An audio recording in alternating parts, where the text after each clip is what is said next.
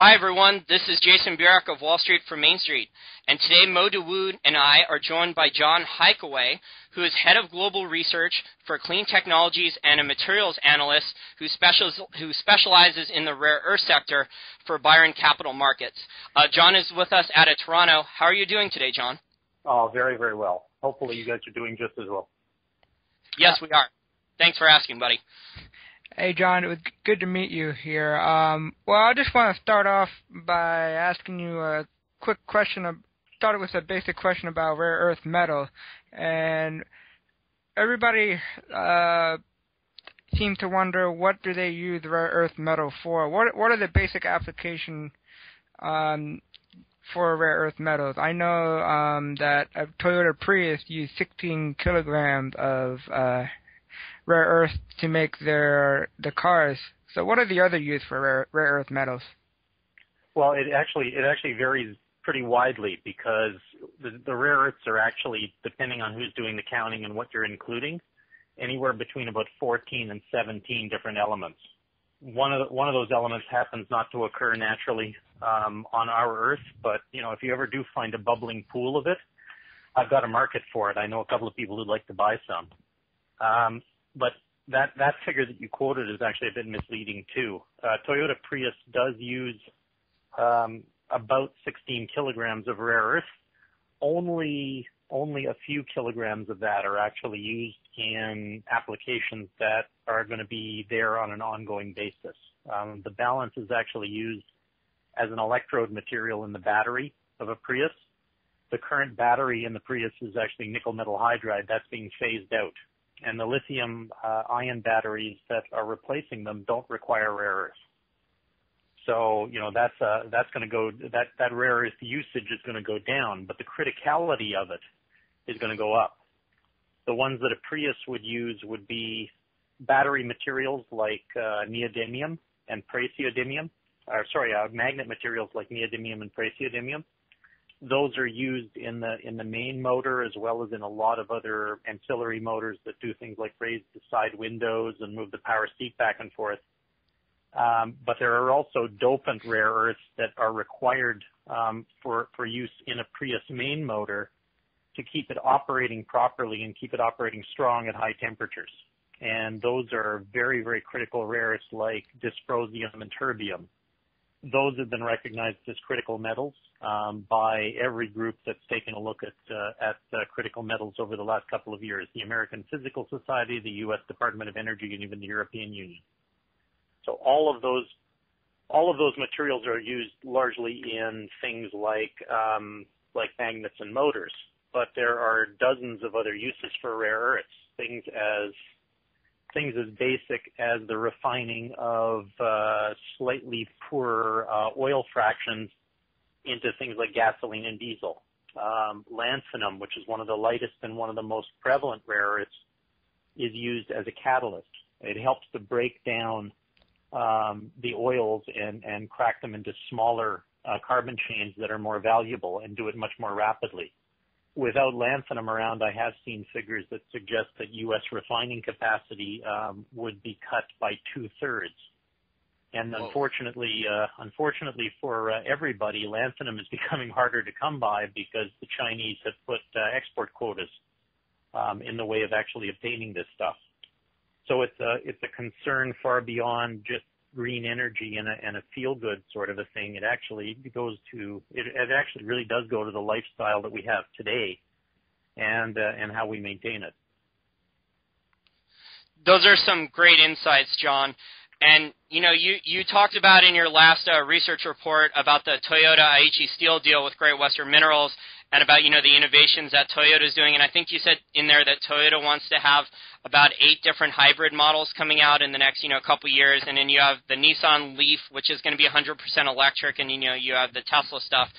So we're starting to see, the innovators come out with new ways to use the rare earths inside the car. And, they have irreplaceable chemical properties, I think, too. That's correct? Well, it's true. I mean, I guess the easiest way to describe the position of the rare earths is that I was at a conference recently in California where a representative from one of the major auto companies in the U.S. was talking about rare earths, and he basically said, if you ask me to design a hybrid car using no rare earth at all, he said I can do it. I mean, they can substitute around it. They can use different types of motors. They can use different materials. They can do a bunch of different things. The problem, he said, was it's going to be bigger than the hybrid cars of today, heavier than the hybrid cars of today, not as fuel efficient as the hybrid cars of today. It'll break down more often, and it'll probably cost more. So his conclusion was maybe nobody will buy it, but I can build it. You know, the rare earths are one of those things that provide you with a very, very large competitive advantage if you have them, and make it very, very difficult for you if you don't. And that's really the issue. It's the Chinese at this point wanting to maintain that competitive advantage for themselves, rather than basically sacrificing their environment and their, you know, diminishing reserve of rare earth to help us establish a competitive advantage. Now, the same thing can be said about the smartphone, because a lot of the smartphones, most of them have rare earth in it as well, and what makes them light is actually the rare earth metals, and if they substitute it with something else, your phone would be a lot heavier than it is today. Is that correct? Yeah, absolutely true. If you want to go back to using the bricks that we used to carry around, you know, in the 90s, then feel free. The Gordon Gekko phone. Exactly. But they're going to be far less capable. They're going to use a lot more electricity, and frankly, they're just not going to be, you know, as capable as the devices we have today. We can't do without rare earths, you know, in the sense of trying to maintain the lifestyle we've got, and it's fairly obvious that the Chinese aren't going to allow us to continue to benefit from their cheap production of rare earths the way they have. So obviously, the conclusion is we've got to go out and source our own from companies in the West.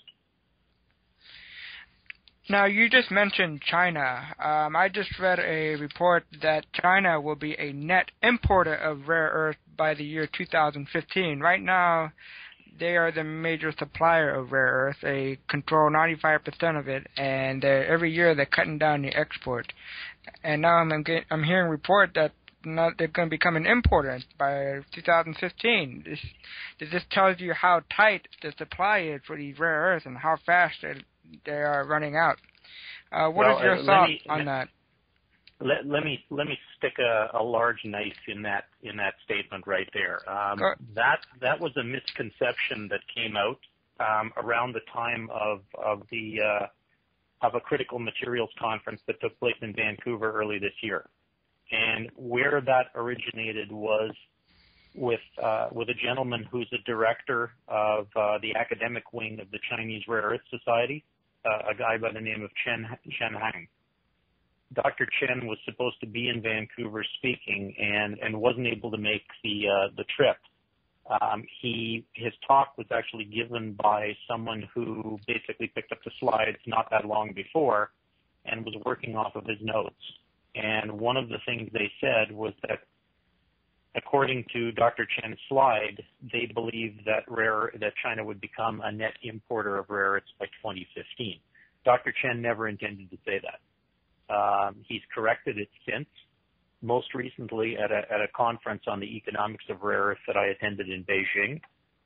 What he did say there was, in fact, right now, lanthanum and cerium are in oversupply in China. Two of the lightest and most common rare earths are so prevalent in China right now that they don't even process all of the material that they have. There is no way they will become a net importer of rare earth by 2015.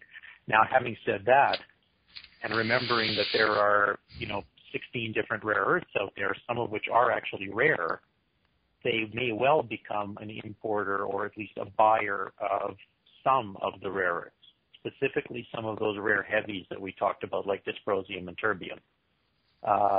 For specific tasks, for specific properties, like allowing a magnet to maintain the strength of its field at high temperature, those things are irreplaceable.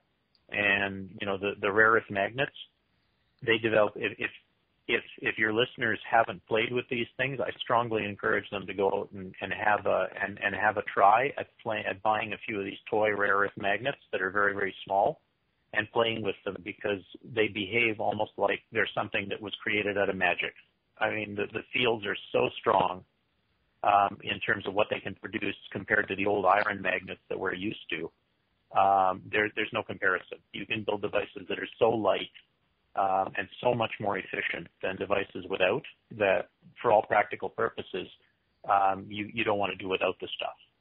But the Chinese will not become net importers of things like lanthanum and cerium by 2015, and may never become net importers of those materials. That's very interesting, John. Now, the prices, though, when Japan exports, lanthanum, cerium, they're still going through the roof, right? Oh, yeah, very much. And that's completely understandable given the way the quota is structured. The quotas that the Chinese put in place are based on tonnage. They were never originally segregated. There was no intent. Frankly, I spoke to some of the people that had helped set that up, and they admitted, okay, we didn't know that much about rare earth when we were setting this up. Much like the politicians in the United States and in Europe have been learning about rare earths and what they do, the Chinese politicians admitted to not completely understanding it when they started to set up their quotas. What they did is they put in basically a tonnage that was allowed per year, and they allocated that tonnage in specific lots to specific companies that separate and purify rare earths.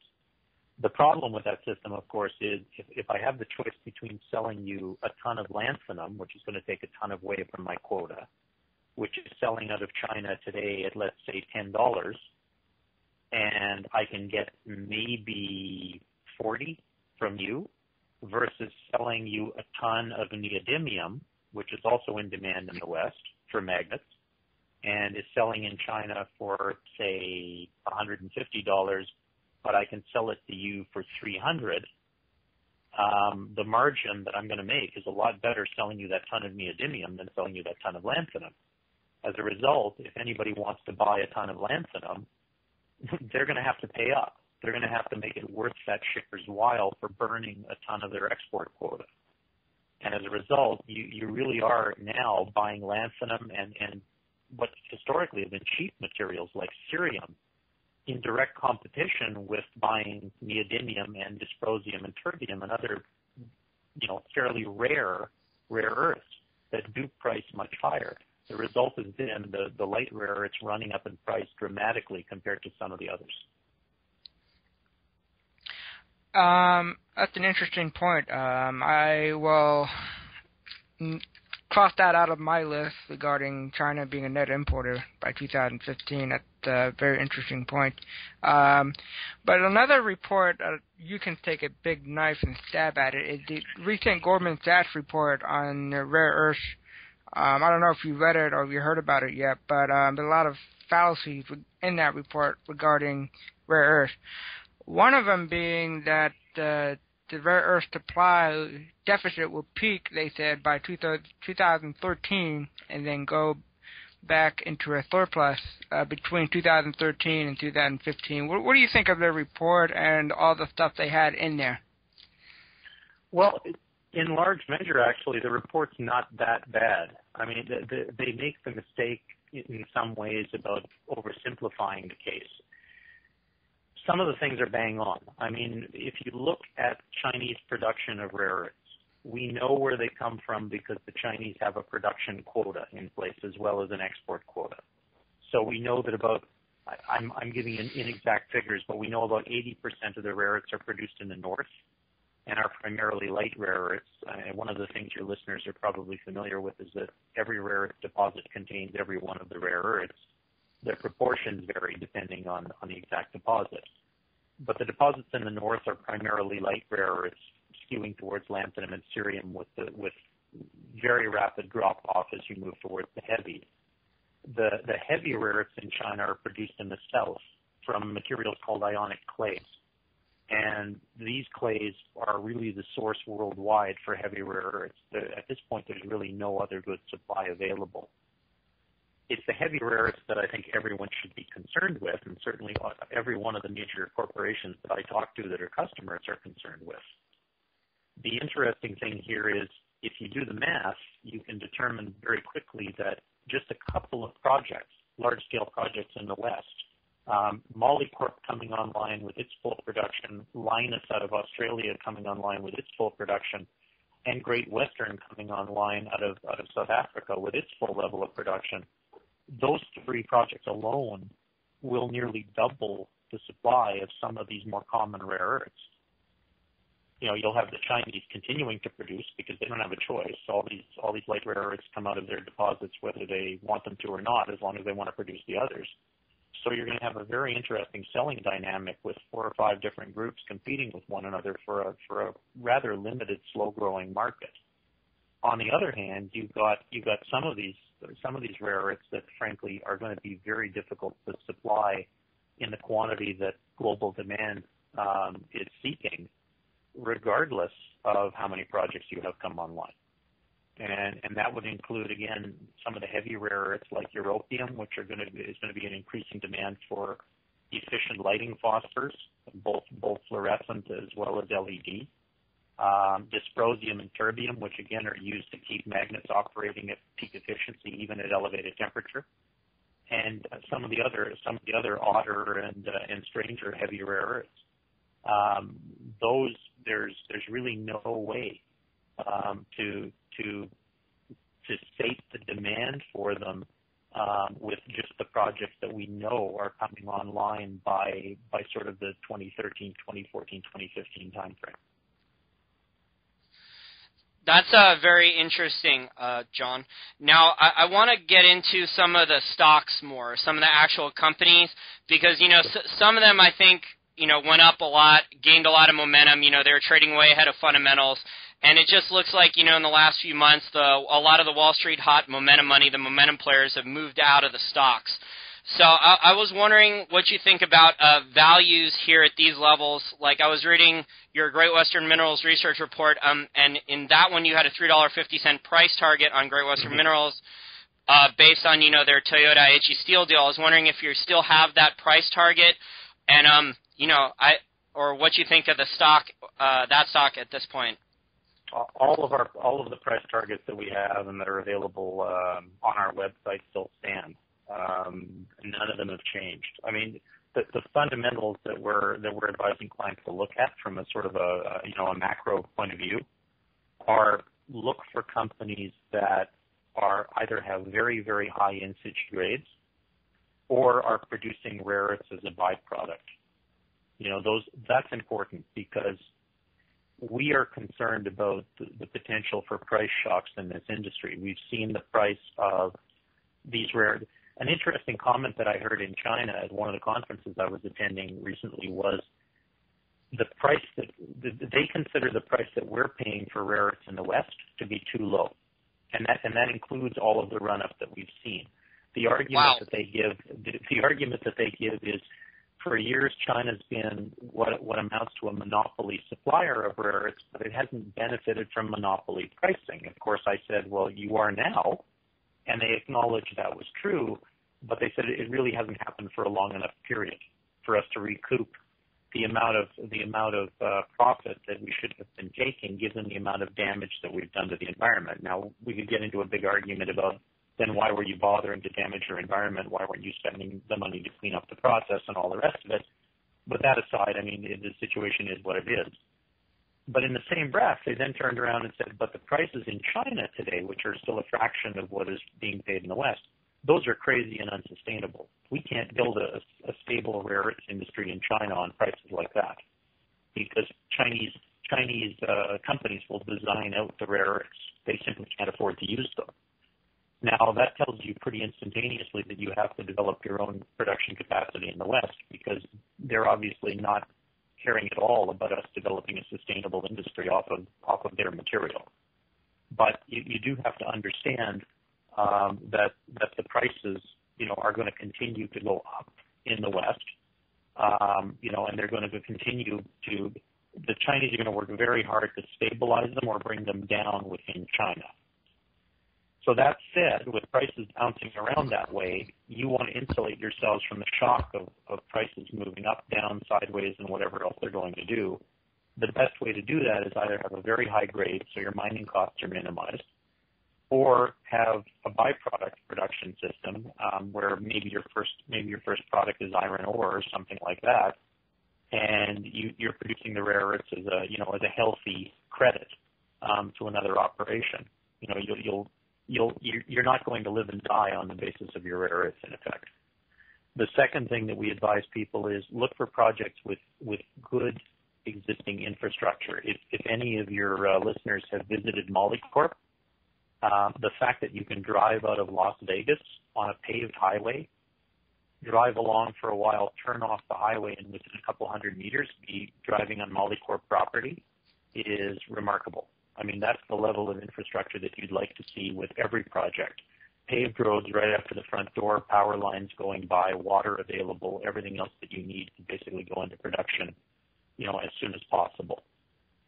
That's going to keep your CapEx down. That's going to help the project to stay profitable again, no matter what rare earth prices do. The third thing we're advising people is look for a project that's going to be in production soon. We're not looking to need 20 or 30 or 40 new rare earth companies in the West. We're looking to need maybe 5 to 7 companies maximum. And that means if you're not in production by 2013, probably, maybe 2014 at the latest, you're going to have an interesting time breaking into a very crowded marketplace. And the last thing we tell people is, yes, it is really down to the quality of the deposit. It is down to the distribution of the rare earths and what you actually produce in terms of the profits that you're going to generate. But bear in mind that doesn't necessarily mean that given heavy rare earths are going to be in demand, you need to look for a quote-unquote heavy rare earth deposit. One of the questions I ask when I'm doing any talks on rare earths is I'll stop and I'll say, okay, everybody, here's a snap quiz. Which would you rather have? A quote-unquote light deposit that has 10% in situ grade and only 0.4% dysprosium content? Or would you rather have the quote-unquote heavy deposit with 1% in situ grade but 4% dysprosium content? And everybody scratches their head for a second and then looks at me and says, but it's exactly the same. 10%, 0.4% of 10% is the same as 4% of 1%. And I go, you're right. And so the correct answer is you want the so-called light deposit, because the light deposit per ton of mined ore is going to produce just a lot more stuff that you can sell to improve your cash flow situation. And it's also going to be composed, generally speaking, of minerals that have been processed by rare earth scientists for a long time. So they're going to know how to get the rare earths out of it economically, quickly. Basically, you're going to have a project that's going to get up and running fairly rapidly. And that's all for the good. That's going to keep your cash flows up, and it's going to keep your operating expenses down. So having said all of that, at this point, I think we're covering about 9 companies actively. We've got, I think, 4 or 5 buys and 4 or 5 sells, and I can't remember which way that breaks because it changes sometimes on the day.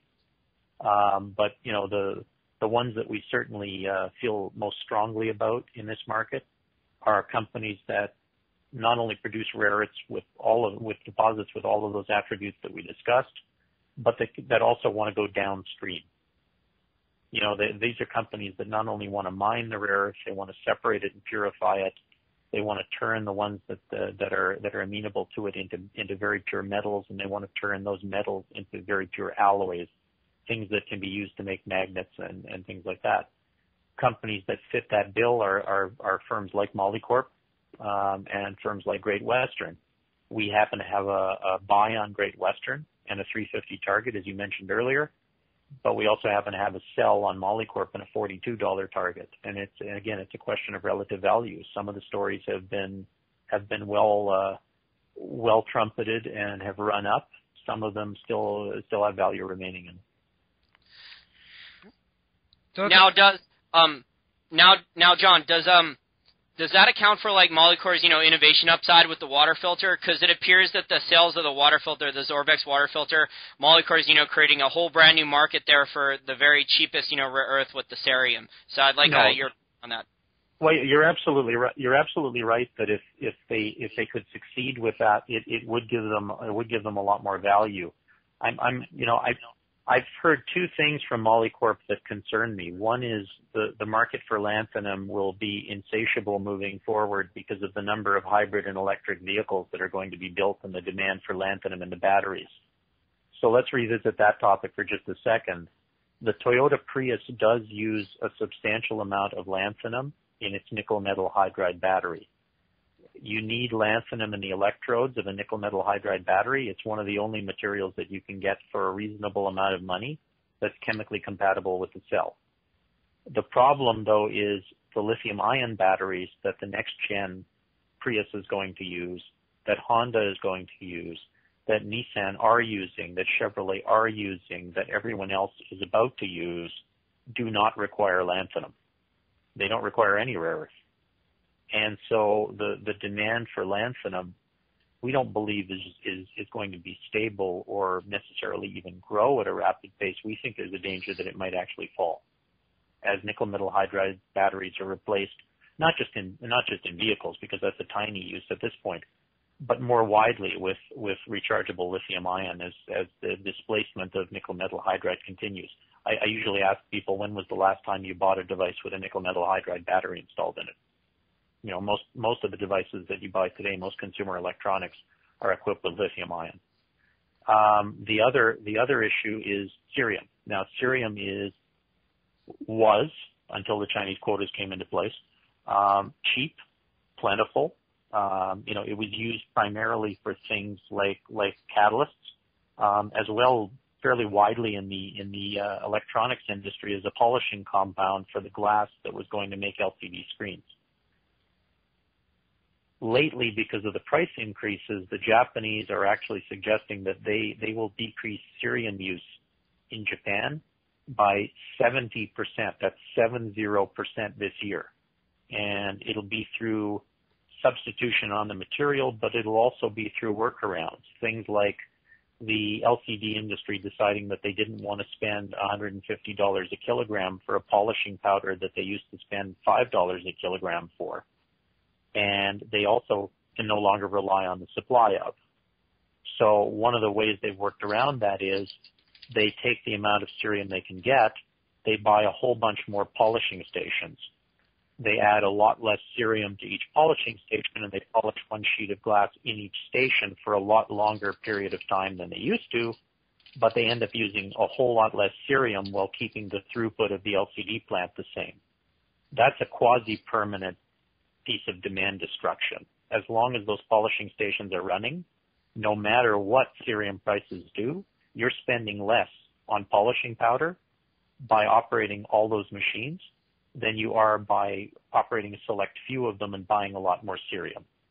It doesn't matter whether the price is $150 a kilo or $5 a kilo, you've now effectively reduced the amount of cerium that's in demand by the LCD industry.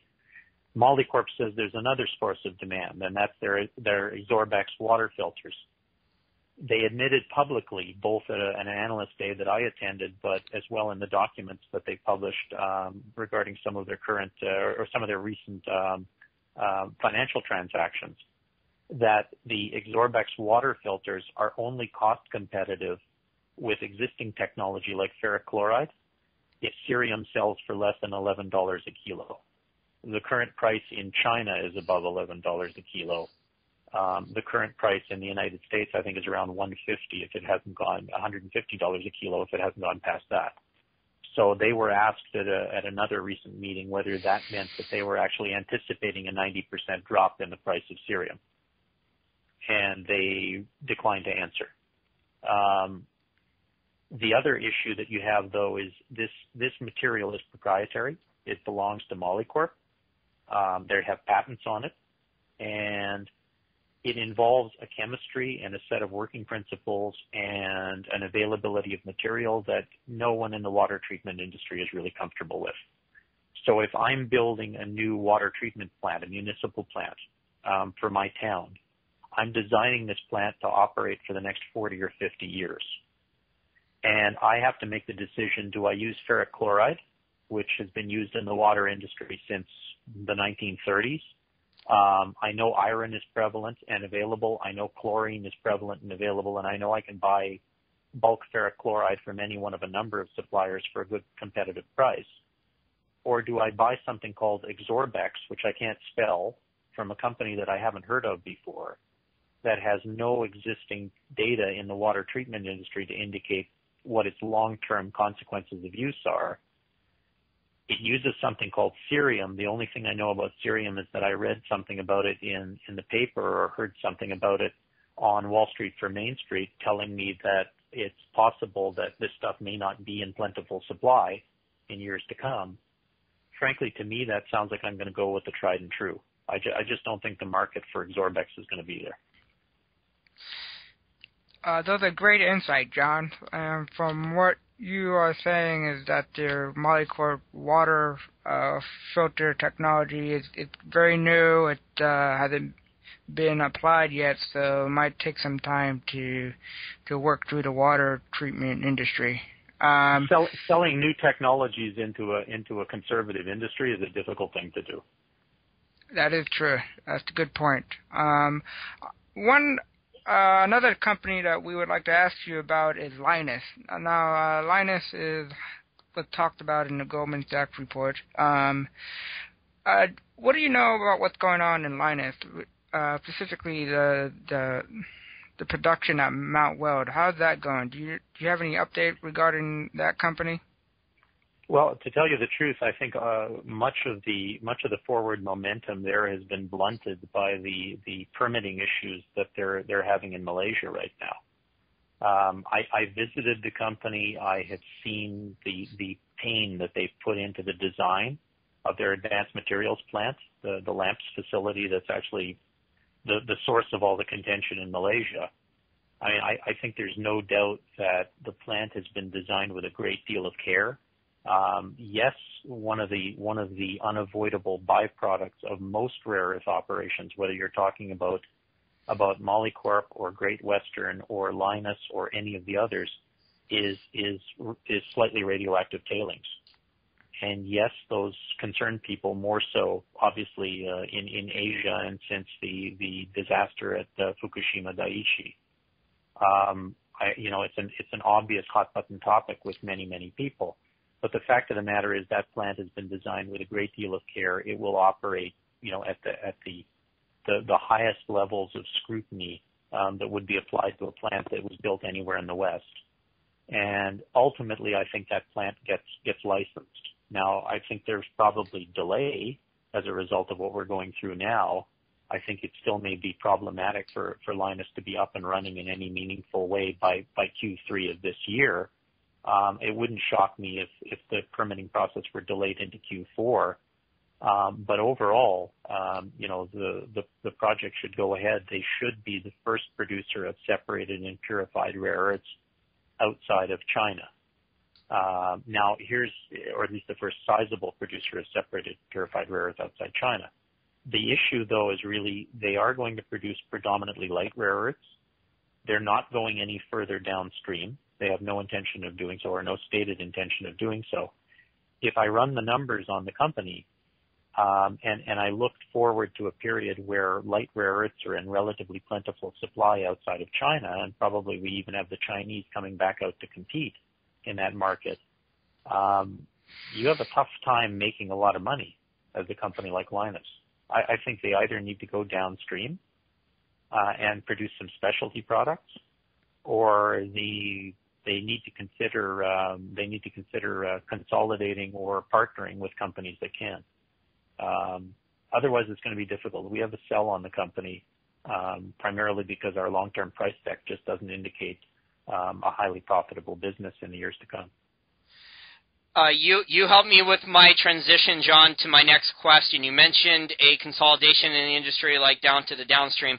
I was going to ask about Neomaterial Technologies. They, just raised a pretty good amount of money, and it looks like they're out there looking for an acquisition to maybe secure, rare earth supplies from a supplier outside of China. I was wondering what you think Neo's best move is here over the next, 6 to 12 months to use that capital for, and do you think maybe it's like to secure a supply contract with a Lynas, or do you think they're going to go out and actually buy a company? Ooh, okay. Well, I don't actively cover Neo Material, and I will very hastily add that they are one of the best management teams in the rare earth space, primarily because they participate directly in the rare earth space every day. A lot of rare earth companies are run by some wonderful people, but they have some pretty wonky ideas about how the industry actually functions, because they're not hip deep in it all the time, and Neo Material certainly is. I questioned for a while why Neo was looking at the Patenga project in Brazil. I didn't really see the company as having a core competency in mining or in hydrometallurgy. I still don't think they do. So digging rare earth out of the ground and turning rare earth ore into mixed rare earth concentrate is not their thing. What they do very, very well, perhaps as well or better than anyone on the face of the earth, is they separate and purify those rare earths. They keep them remarkably pure, and they turn them into very high quality magnet alloys.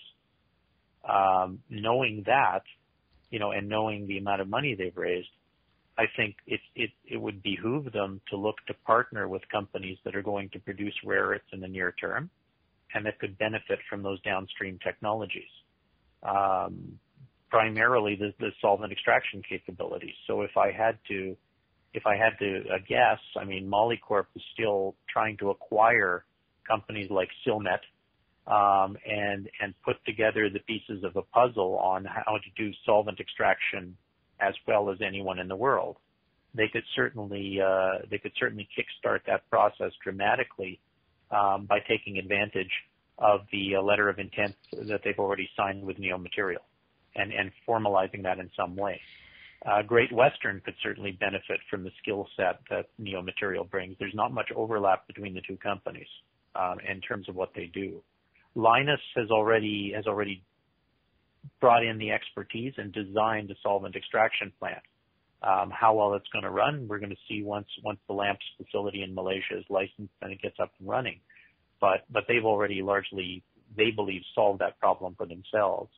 But certainly the cost of solvent extraction plants, the refineries, if you will, for rare earths, are not that high. And so the amount of money that Neo Material has raised could well set themselves up to be a provider of this technology to others, and in part payment for that receive material from these solvent extraction plants, these joint ventures, that could be used to continue to make magnet materials within Neo Material to satisfy their customers, regardless of what the supply situation does for them in China. Yeah, I think Neo Material Technologies is one of the best, buy and hold investment companies like in the sector. I know it's not a materials company, but, having studied the company and read the conference call transcripts and the other financials, it looks like, their profit margins are going to be safest. The only thing that worries me about Neo really is, whether or not they're going to get squeezed on the supply. So I was wondering if you've heard if Neo Material Technologies is having problems, getting supply. I haven't heard anything with respect to that, but I think it is a danger with any foreign company in China. They're having difficulty enough supplying with the production quotas that are in place, filling the solvent extraction plants that are Chinese owned, and they already have a stated philosophy that's in effect now and is going to continue to be put in place regarding consolidation within the Chinese industry. In effect, what they've done is they've given the northern business to Baotou Steel Rare Earth, and the southern business is going to be divided up amongst no more than probably 3 state-owned enterprises. When you have politically connected large state-owned enterprises in China angling politically and screaming for additional material because their plants are sitting, partly idle, and not running at full capacity, it's going to be very, very difficult for anybody that doesn't have that level of connection to be able to continue to source material. So I think Neo moving towards supply arrangements with ex-Chinese miners would be a very valuable thing for them to look at. Okay, great. I have one more question here. It's going to be kind of a lengthy one, John, and then we'll wrap up the interview here. Sure. You kind of already touched on this already, but There was a Richard Karn article recently about like comparing like the neo-mercantilists, like the Chinese, who basically want to have control over all these resources here, and they subsidize the supply to wipe everyone out originally decades ago, and now they have complete control of the industry, and they have a value-added product. And then Jack Lifton has wrote an article that he doesn't think the rare earth industry will ever be a $15 billion dollar a year market industry, and I was wondering if you could compare the difference between the two thoughts, like where you lie. And then how do you see the rare earth market playing out over the next 18 months, over the next 3 years, and over the next 5 years from now? And maybe, give investors, like you already did a pretty good job, of mentioning all the different things investors need to look for, but maybe some additional insights that investors can look out for to, maybe profit off of this. Wow.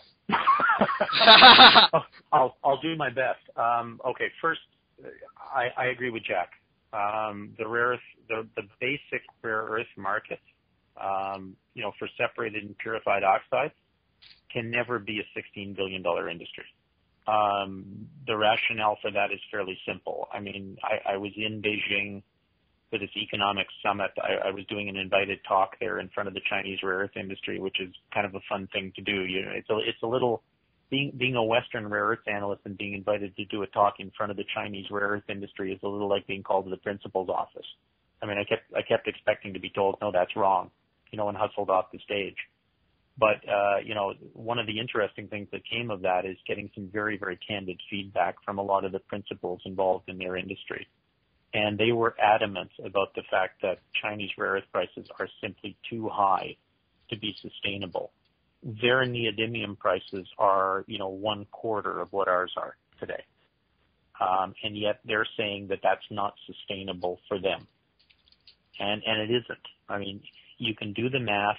Molycorp has told us publicly before that the break-even price, the break price on using rare earth magnets in wind turbines is somewhere around $100 a kilo for the magnet materials, which are selling right now for about $300.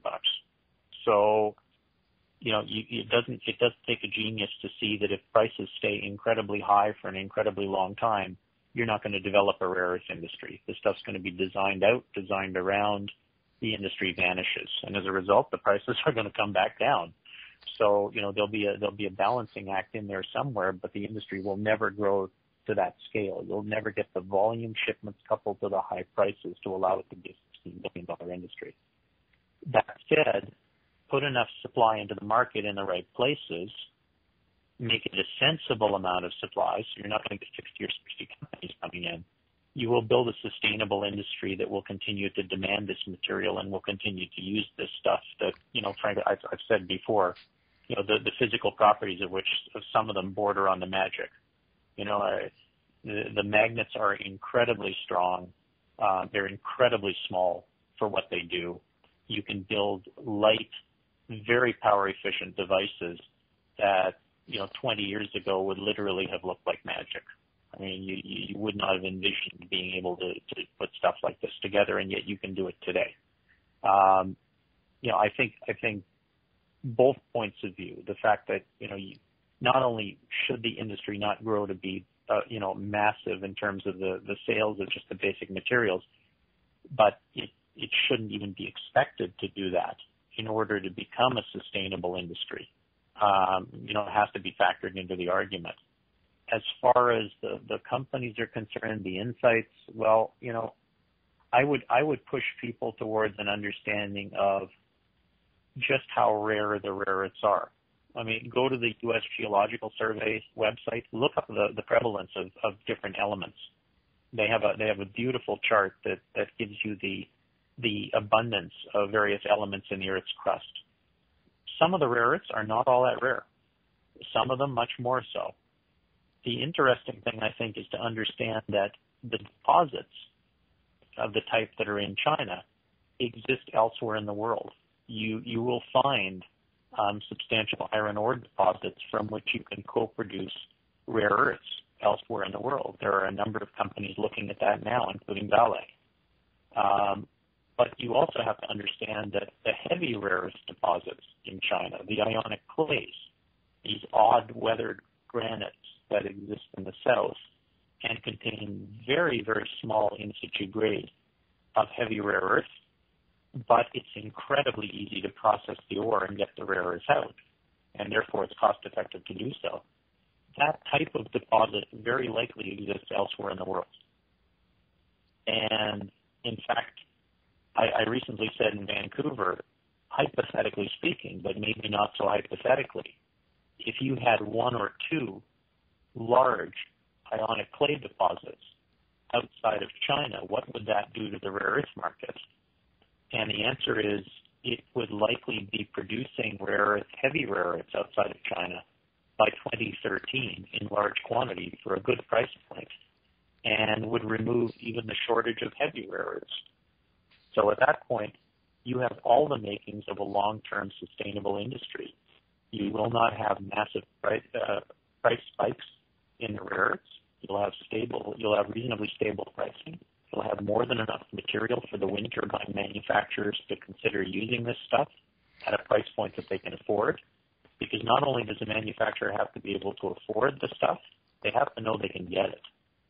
And if the materials are incredibly expensive and in very iffy supply, they're not going to commit to building devices that rely on it. They can't. They want to make money, and you're not going to make money by idling your factories and not providing product for the customers that are demanding it. So, I think overall, a message of rare earth prices that are going to moderate by 2014, 2015 timeframe, and that are going with an industry that's going to become much more stably priced, but also with guaranteed supply of materials both inside and outside of China. I think that's a message that tells you that there's a rare earth industry to be built, not just one that there's boom and bust cycles. That's great. And then, after that, John, after the supply is steady and it's a little cheaper, more people buy the supply and, come up with new innovations then. Exactly. And until you can rely on the price and understand where the price is going, as well as on the supply, and know that you can get it when you want to buy it, there's no need for anybody to go out and look for innovative new ways to use the rare earths. Without those two things, without reasonable pricing and good steady supply, there won't be a rare earth industry outside of China, and that would be a shame, because, as I said, it does impart a very large competitive advantage to the producers that can get their hands on it. All right, we've been talking to Jon Hykawy from Barron Capital Market. John, if people want to find more about what you do and where they can find your work, where can they go? Well, our website is available for anybody that wants to take a look at historical research, and it's www.byroncapitalmarkets.com, BYRON, capitalmarkets.com. We've got a number of talks that I think with slides that we've given that are available out there on the web. They're just going to have to go out and Google. My name in particular, last name is Hykawy, and they'll likely find some of the work that we've done there.